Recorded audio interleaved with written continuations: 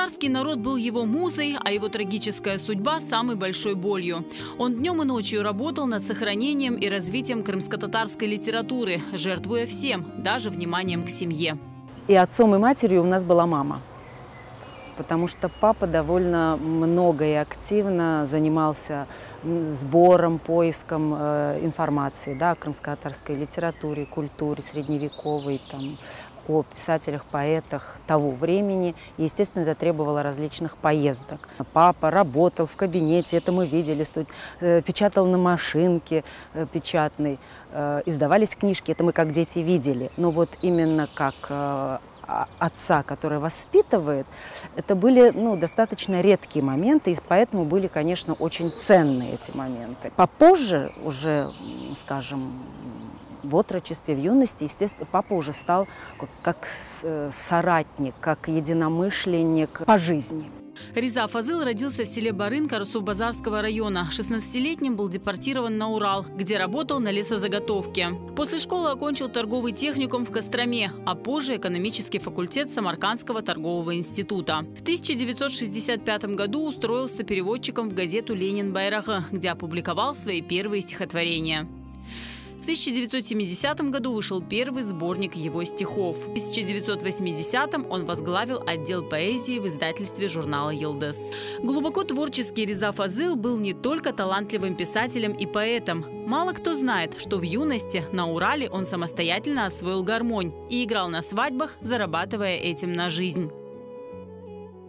Он играл на гармошке и научился играть на гармошке, и это стало, как он шутил, дополнительным источником дохода, в частности, питания, да, потому что, вы же понимаете, послевоенные годы, да еще на Урале, было очень тяжело жить, и он играл на свадьбах, сам на слух научился играть разные фольклорные, так сказать, музыкальные произведения. И эта гармошка у нас очень долго сохранялась. Она и в Крым приехала, на чердаке долгое время лежала, но все-таки от времени, от сырости, от всего она все-таки использовалась. Нам пришлось ее выкинуть. А так она была довольно долго нашим семейным, историческим, так сказать, предметом. Он очень любил петь. Голосом хорошим не обладал, и, естественно, с возрастом еще ухудшилось. Но петь любил, и особенно его была любимая песня «Уралдагы».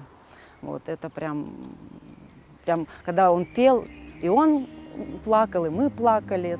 По рассказам дочери, свой день рождения Реза Фазыл не отмечал, и на то были причины. Его день рождения мы не отмечали, потому что долгое время он сам, ни он, ни Битам не знали, не помнили точно его день рождения. Битам говорила,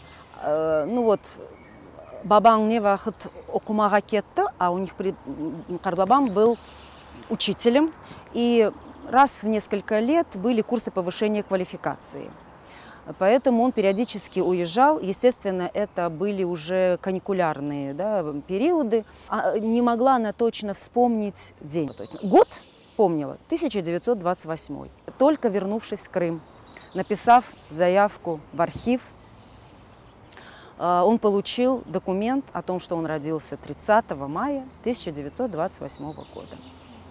Вот так мы только здесь, в Крыму, узнали. И поэтому только в Крыму мы начали, скажем так, отмечать этот день рождения, причем в достаточно узком кругу. И только в юбилейные даты проводили два. Вернувшись в Крым, Реза Фазыл совместно с имамом Абдульваитом Сахтара перевел на крымско-татарский язык сборник Буйрың из Дувага и Коран. Стал заслуженным деятелем искусств и лауреатом Крымской государственной премии и литературной премии имени Эшрефа Шемьизаде, председателем Союза крымско-татарских писателей. Творческие таланты Резы Фазыла передались и его детям, и внукам.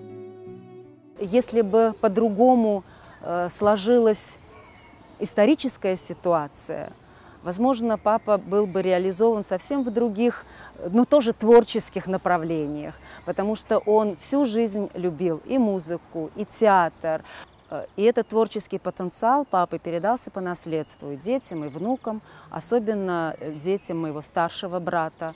Сын у него музыкант, а дочь актриса нашего крымско-татарского театра Нияра Минжитова. Реза Фазыл стал автором и составителем нескольких десятков книг. Писал неутомимо и с большим энтузиазмом, даже в последние дни жизни. Активно занимался творческой и общественной деятельностью. Его не стало в 2016-м. Не осуществил все, что задумал. Когда он умер, у него вот на столе осталось 4 незаконченных работы.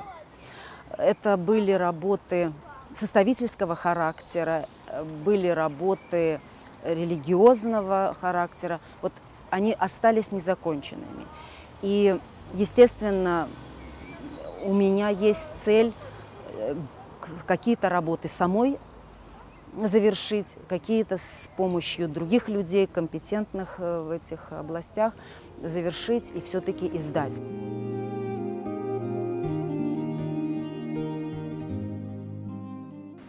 Sen dünyaga man bergen bir kız oldun. Avrupa'nın kokunda bir yıldız oldun. Sağı mavi tüs bayrakını köterip, öz halkına, vatanına sarıp kaldın. Bütün halkmen yırıp hayırlayımız seni biz. Bitmez olur sana kızım sevgimiz. Yaşa kızım, yaşa dünya durunca. Halk özünün serbestliğin bulunca.